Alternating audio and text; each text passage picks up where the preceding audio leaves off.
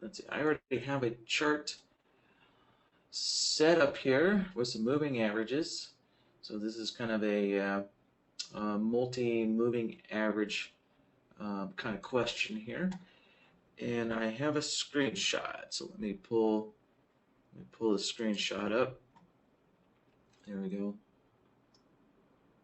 So sending in your screenshots is always very helpful. All right.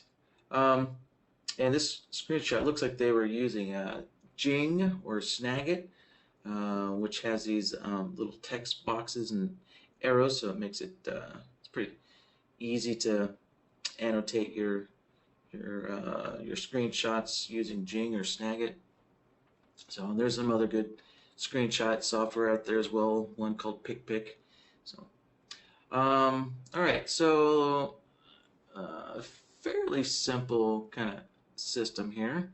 All right, so the green line here is an SMA 50.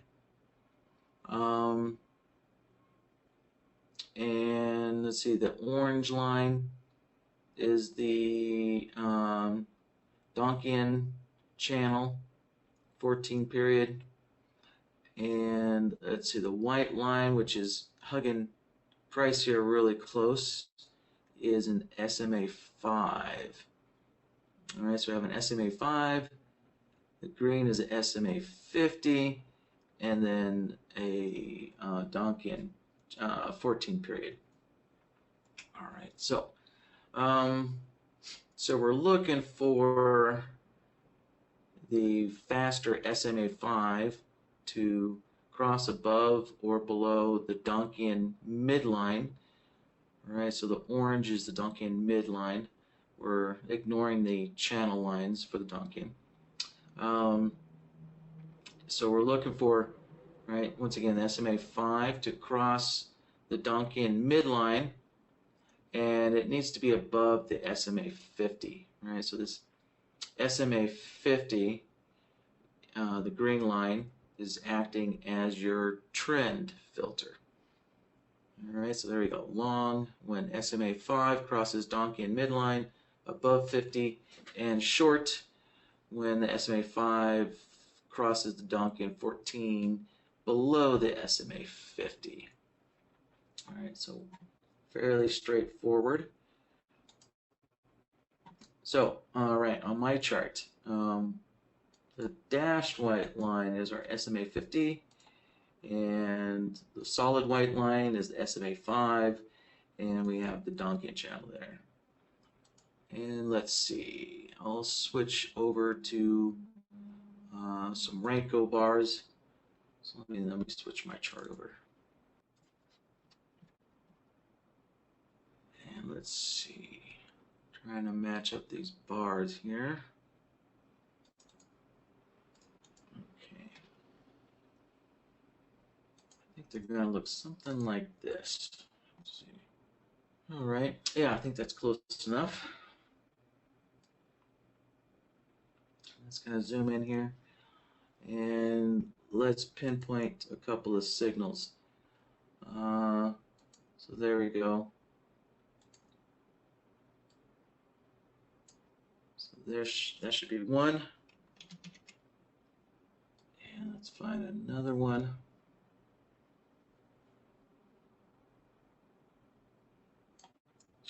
And here, let's pick one that shouldn't happen. Right, there we go. So there's a, right, the SMA 5 crossing the Donchian midline. So there's a crossover that's below the SMA 50. So we want to make sure that that crossover is above the SMA 50, right, which is the dashed line there. And let's see what we got over here.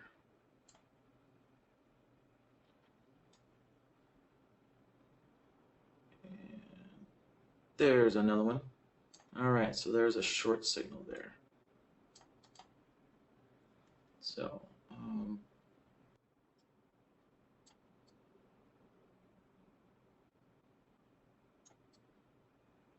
yeah, I don't see any others in the immediate vicinity. So we'll just go with that. I've got a couple marked here, so that's good. That's good to start off with. All right, so let's see. I guess we'll just, I always like to start with the basics, something simple. We'll just do the SMA 5 crossing the Donchian midline there. Let's just start off with that. And all right, so let's get BloodHound open. Here we go. And of course, let's put today's name in for today's BloodHound file. And all right, the 19th already. And let's see, and let's switch over to the logic tab here and start working on the logic board. All right, let's see, what should we call this? Let's see.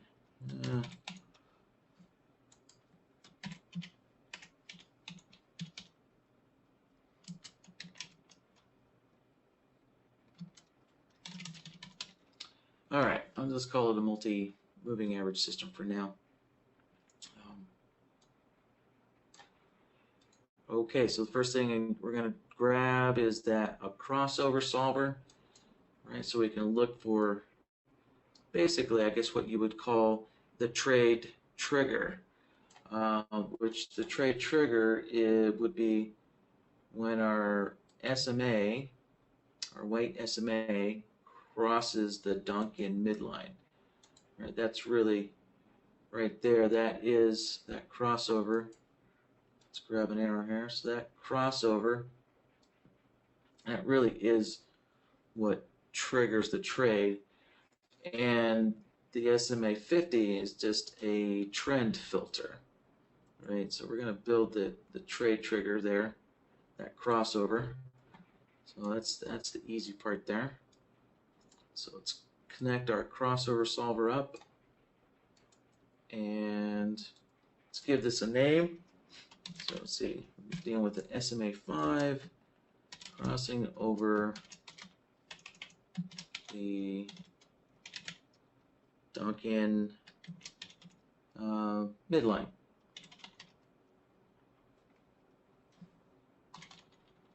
And let's see, this is a 14 period. There we go. All right. And so next we'll set up our indicators. All right, so this SMA 14, this is where the SMA 5 is going to go. And then down here in input B, we're going to change this to the Donchian midline here. So let's change our input A first. So we've already got the SMA selected. So let's change that to a 5 period. And now let's set up input B. Let's go find the Donchian channel.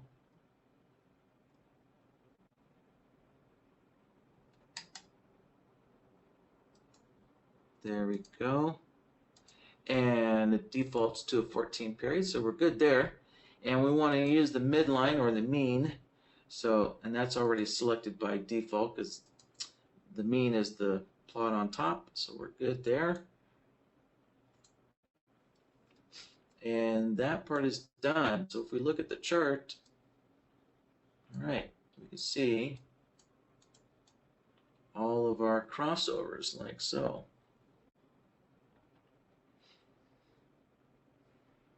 All right, so now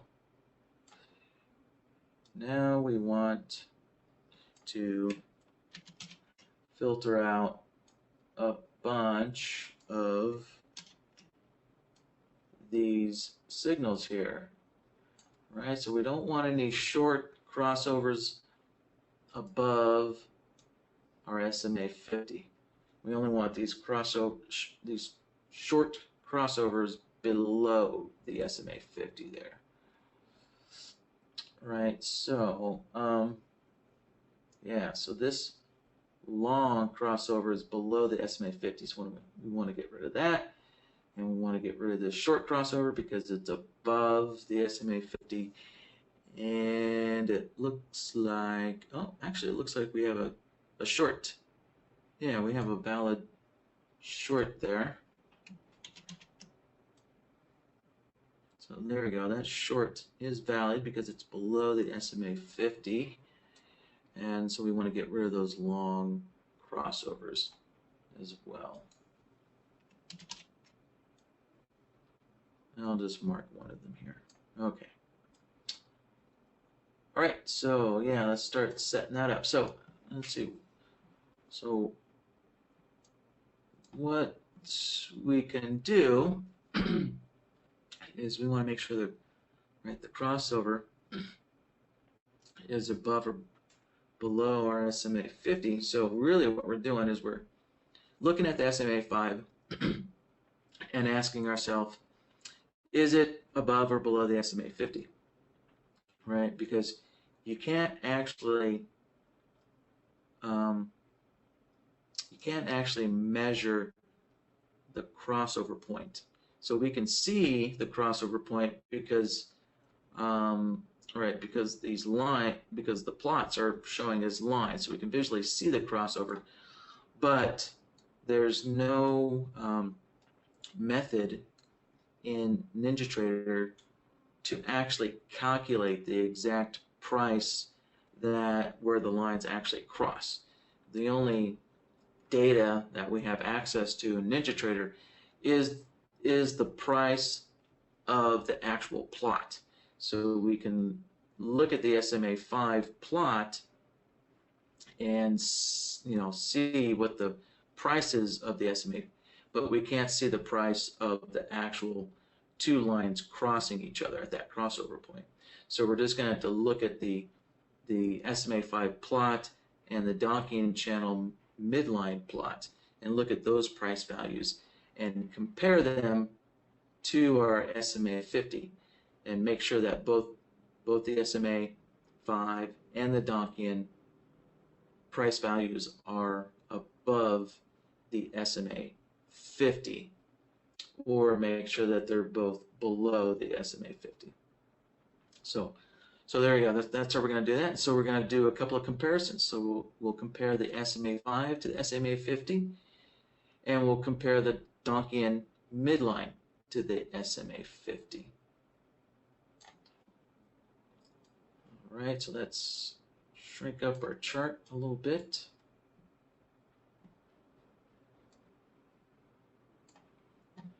So let's grab a couple of comparison solvers to do this.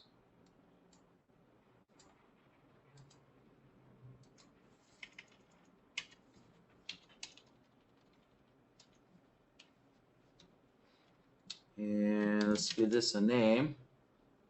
All right, so we're going to do the SMA 5 first. So we're checking to see if the SMA 5 is above or below. I'm just going to shorten this to Donchian 14 midline, or actually, well, we just call it the mean. That's a shorter name, a little easier. And I'll rename this other, the crossover as well.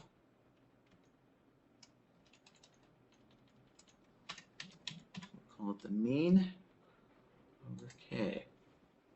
So once again, we'll set input A, we'll set that to the SMA 5.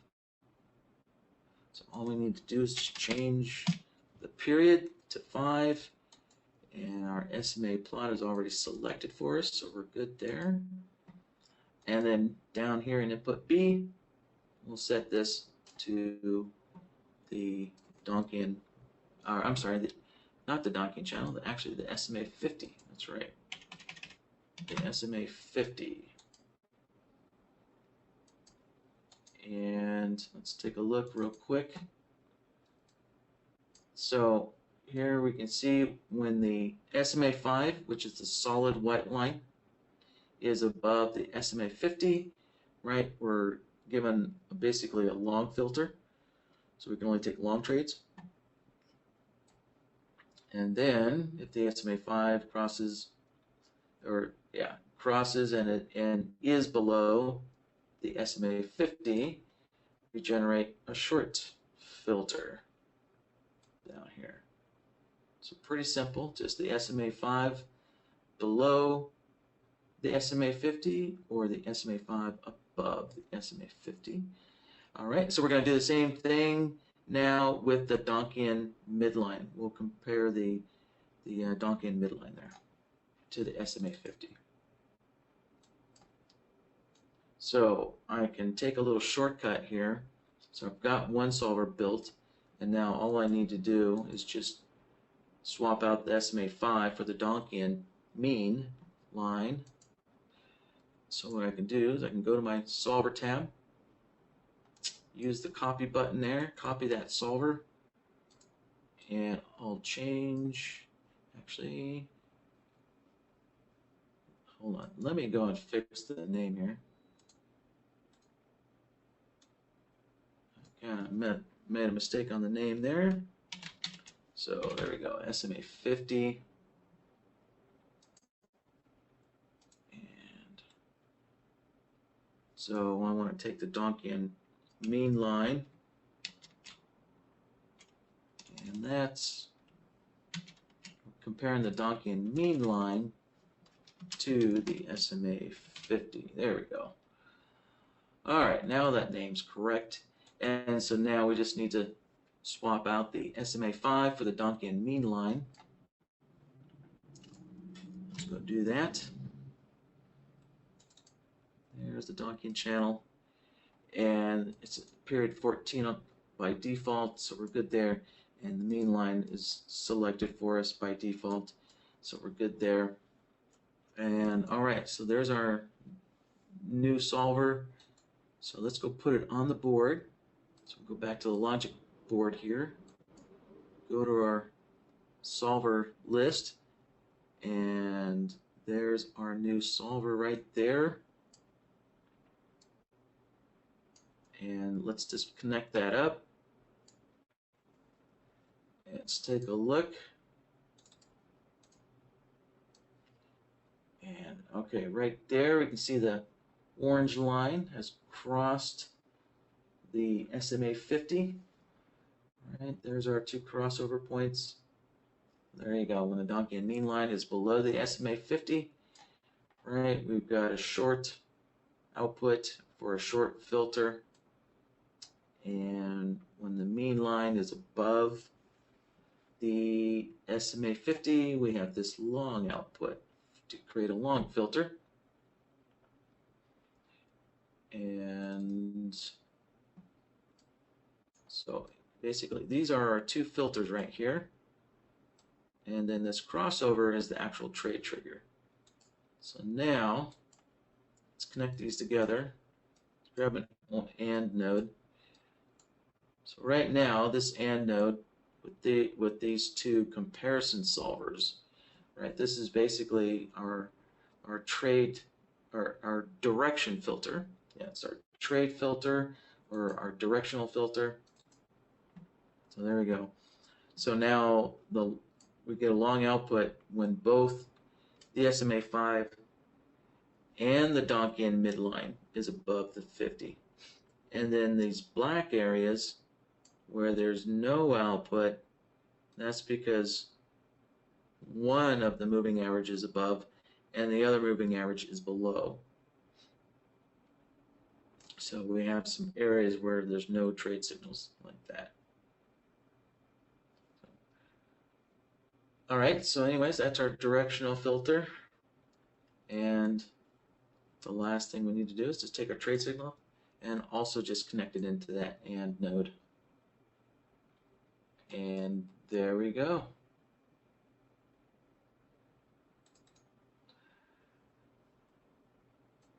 And let's see. All right, so all the signals with the triangles have disappeared. So that's good. And let's take a look here. Yep. So those two look correct according to the rules.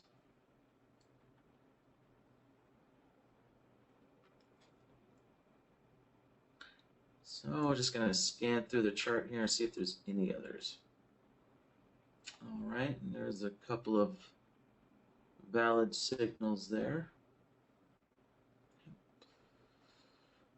All right, yeah, that short cross down was filtered out, and this long cross up was filtered out. So, all right, there we go. I think that did it.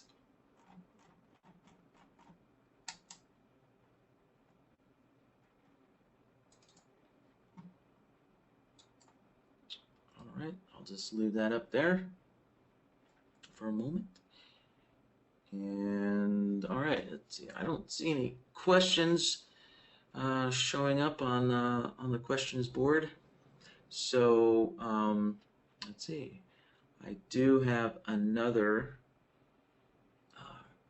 question that was emailed in. So give me a moment, and I'm gonna get myself set up for that question. The next question I hear is from John. All right, so we're gonna switch to a daily chart for this. And let's see, okay, so I need to get a couple of indicators on here. I need a stochastics.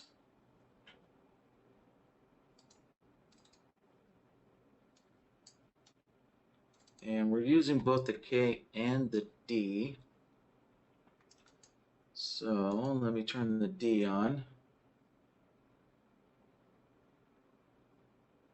All right, and I need to, let's see, I need to find out the moving averages here. All right, an EMA 5 and an EMA 20. All right. Okay, so there's a screenshot, and as soon as the splash window's gone, there. So this idea fires off. You can see a lot of trade signals here, and so what John wants to do is he wants to only see the first signal in that direction. So if we look here, right in the middle of the chart, we have a long signal, and then we have 5 more other long signals right afterwards. And so we want to remove or block those other long signals after the first one. So we're going to use the signal blocker to do that. All right, let's get our stochastics up. There we go. And let me finish setting up the indicators. Okay. Now I just need to grab a couple of EMAs.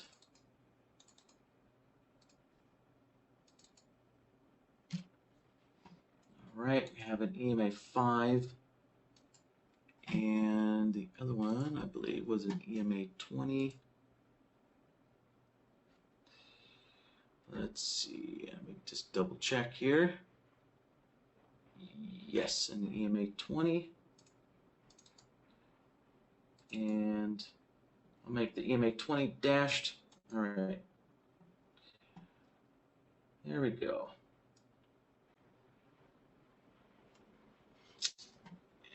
And okay, just a moment here while I look at the rules again. All right, yeah, so there's a couple of ways I could do this. So let me just kind of explain again here. So we're looking for the kind of basically the direction of our stochastics, whether the D and K are crossed up or the D and K are crossed down, like so. And then we're also looking to see if the SMAs are crossed up or crossed down. like so. I'll stretch this out a little bit. All right, so we're looking for the red moving averages to be above or below each other, right? Basically crossed up, crossed down, and we're looking at the stochastic lines to see if they're above or below each other, right? Yeah, so we're just looking for both of them to line up with each other. So that's just a couple of comparison solvers, right? So we'll use one comparison solver to compare the two EMAs to each other, and we'll use another comparison solver to compare the stochastic lines with each other. And, all right, so let's get BloodHound open. And let's see, we'll make a new logic template. And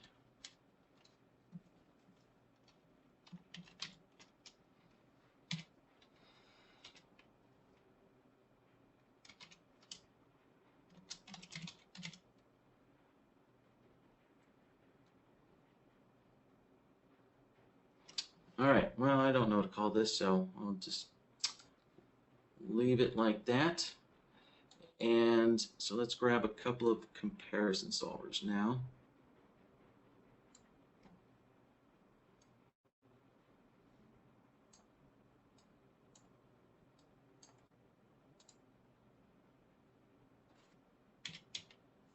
All right, we'll give this a name.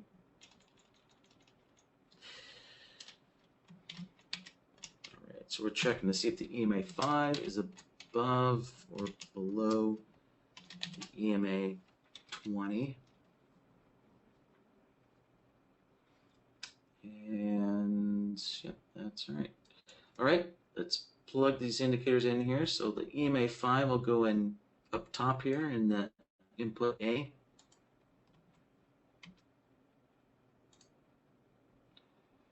And let's change the period to a 5. All right, the EMA only has one plot, so we're good there. That's already selected. And down here in B, we'll put the EMA 20.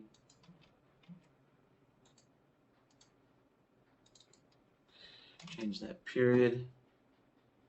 Call it good. Take a quick look at the chart. And right, everything looks good. So the solid red line is the EMA 5. The dashed red line is the EMA 20. All right, so we're just identifying when the 5 is above the 20 or if the 5 is below the 20, like this.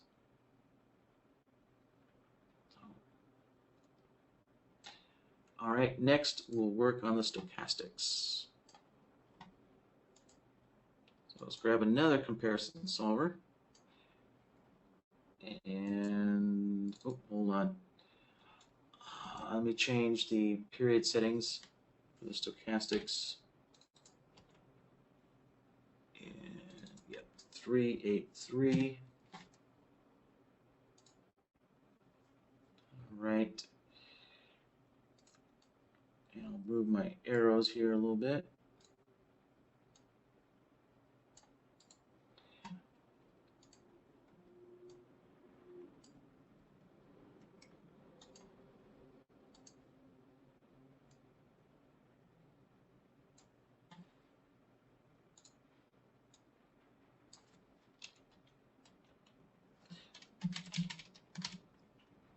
All right, so we're comparing the stochastics, and let's see. Let me make sure I get the lines right. Okay, so we're checking to see if K is above or below D. Yeah, K is the faster. So we're checking to see if K is above or below D. All right, so we're going to put K in input A and put D in input B. All right, let's go set this up. Let's go find our stochastics. And we'll change the period. All right, 383.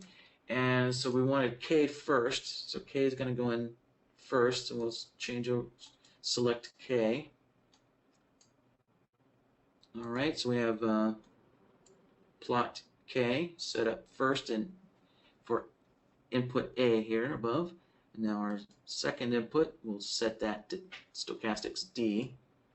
Let's go switch this out.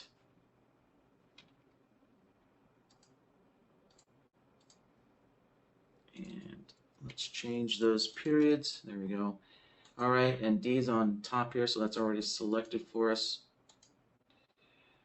And oh, let's connect that up to the result node there. It's always handy to have that connected up. All right. All right, so now we're just checking the stochastics here to see if D is above K or if D is below K. Just like that, simple enough. All right, and basically the system, we just want both of these to be in agreement, right? We want the EMAs to be crossed up, and we want the stochastics to be crossed up both at the same time.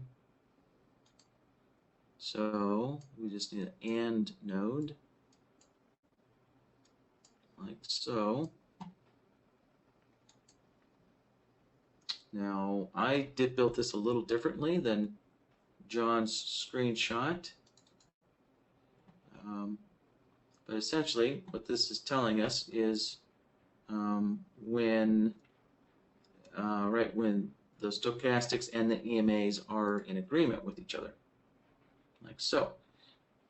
So the key is, really the key to John's question is, here's a good example, like how do I get rid of these extra signals? So, sometimes we may only want to see just the very first signal. Just kind of depends on the type of visual person we are. Some people like to see all these continuous signals, and some people just want to see the first signal, like so. So we want to get rid of all those extra signals that I've got surrounded by the squares. So we're going to do that with a signal blocker. I'll shrink this chart up like so. Yeah. So we just need to take this system, or take this logic, and feed it into a signal blocker, and that will clean it up.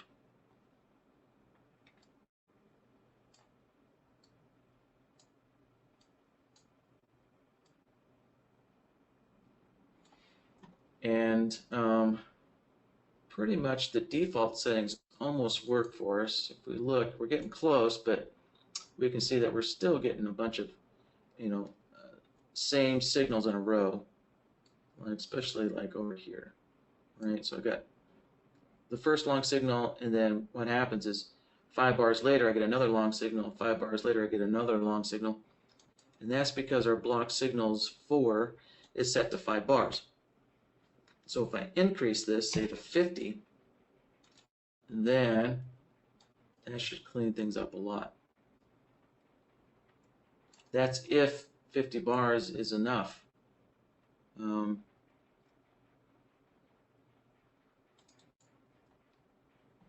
Let's see if it is enough. Just going to have to scan through the chart and see if I get any multiple signals of the same direction in a row. And it looks like 50 cleaned it up pretty good. So basically what I'm looking for are two long signals before a short, or 2 short signals before a long signal. So yeah, John just wanted to see the alternating signals. All right, the first signal in that direction.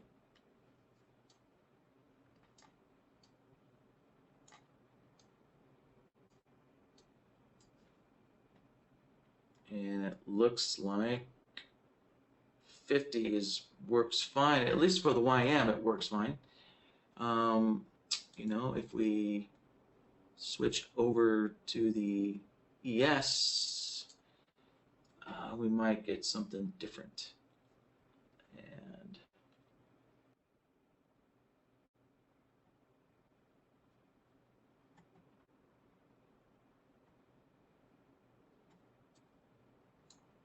yep, looks like 50 is enough on the ES as well.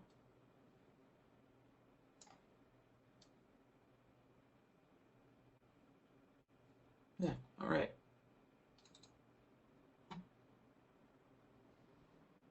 And so that does it for that question. So I didn't even have to really change anything on the signal blocker. Just it's the default settings for our signal blocker worked. The only thing that you do need to do is make sure you have enough bars that you're blocking for. So, and 50 seemed to be just fine for this type of logic here for this system. All right, guys. Yeah. So with that, I'll say have a good rest of your Friday and have a great weekend. And I hope to see you guys next week. And please send your questions in ahead of time. I always appreciate that.